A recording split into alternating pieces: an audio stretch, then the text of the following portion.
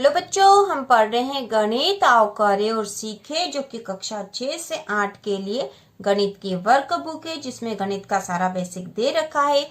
और आज हम इसमें पढ़ेंगे पेज नंबर 132। ठीक है, पेज नंबर 132 पे जो अभ्यास कार्य दे रखा वह हम करेंगे बच्चों। दिनांक आप लिख लोगे खुद, जिस दिनांक को आप कर रहे हो। और यह अभ्यास है 116, आओ करे और सीखे का 116। और इसी तरह के और वीडियो देखने के लिए चैनल को सब्सक्राइब कीजिए।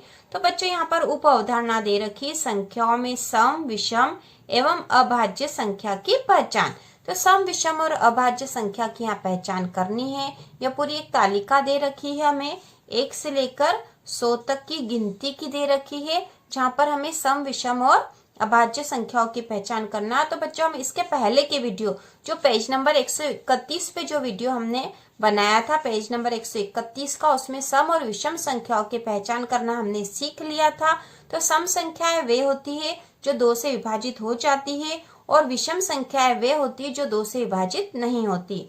ठीक है, उसी प्रकार अभाज्य संख्याएं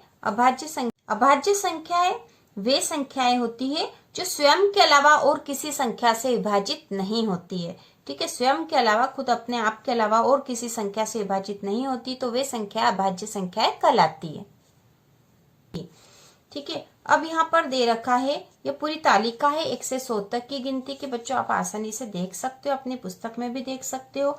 तो यहाँ पे जो दे रखा है, ऊपर लिखी संख्याओं को देखकर नीचे लिखे प्रश्नों के उत्तर लिखिए।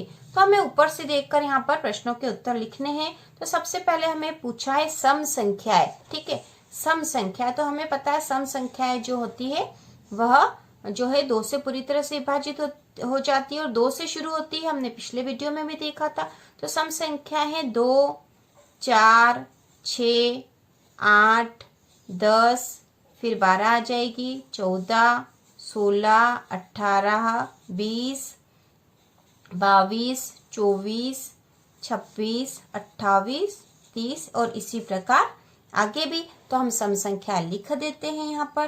तो सम संख्याएं हैं 2, 4, ठीक है, 2, 4, 6, 8, 10, 12, 14, 16, 18, 20, 22, 24, 26, 28, 30, 32, 34, 36, 38, 40, 42, 44, 46, 48, 50, 52, 54,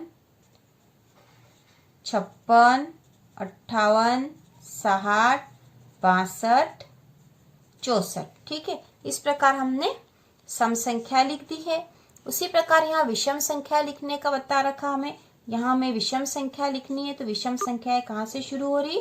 1 से। ठीक है, 1 के बाद हो जाएगी 3, 5, 7, 9, 11, 13, 15, 17, 19, 21, 23, 25, 27, 29, 31, 33, 35, 37, 39, 41, 43, 45, 47, 49, 51, 53, 55, 57, 59, 61, 63, 65 और 67।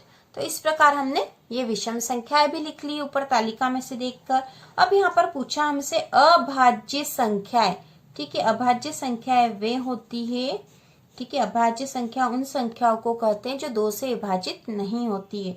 तो अभाज्य संख्याओं में यही संख्याएं आएगी जो हमने ऊपर विषम संख्याओं में लिखी है। अगला जो तीसरा दे रखा अभाज्य संख्याएं। तो बच्चों, अभाज्य संख्याएं वे संख्याएं होती है जिनका एक और स्वयं वो संख्या के अलावा और कोई गुणनखंड नहीं होता है। ठीक है, मतलब स्वयं के अलावा वह संख्या खुद के अलावा और एक के अलावा और किसी से विभाजित नहीं हो सकती है। तो एक तो सभी संख्याओं का गुणनखंड में एक तो आएगा ही सही, और एक के अलावा उस संख्या का गुणनखंड केवल वह संख्या स्वयं ही होती है। ठीक है, मतलब वह संख्या और किसी संख्या से विभाजित नहीं होती है। तो अभाज्य संख्या हम लिख लेते हैं बच्चों, जिससे कि आपको अच्छे से समझ में आ जाए कि अभाज्य संख्या कौन कौन सी होती है। तो सबसे पहली जो अभाज्य संख्या है वह है 2। ठीक है, सबसे छोटी अभाज्य संख्या 2 है, क्योंकि 2 के यदि हम 2 को विभाजित करेंगे तो यह केवल 2 से विभाजित होती है, 1 और 2 के अलावा और किसी संख्या से विभाजित नहीं होती है। और 2 का यदि गुणनखंड करेंगे तो वह होगा 1 गुणा 2, यही उसके गुणनखंड होंगे, इसके अलावा और कोई गुणनखंड नहीं होगा। तो यह जो 2 संख्या है यह सबसे छोटी अभाज्य संख्या है। इसके बाद आएगी 3, 5, 7, 11, 13, 17, 19, 23, 29, 31, 37, 41, 43, 47, 53। ठीक है, 53 के बाद 54, 55, 56, 57, 57 तो 3 से विभाजित हो जाती है, तो आएगी 59, 61, के बाद होगी 67, क्योंकि 61 के बाद 62, 63, 64, 65 और 66 जो है भाज्य संख्या है। 67 आएगी, 67 के बाद 71, ठीक है, 71 और 73, 74, 75, 76, 77, 78, 79, ठीक है, 80, 81, 79 के बाद 83, 83 के बाद 89, 89 के बाद आ जाएगी 97, ठीक है, 97 के बाद 101, 103 और 107।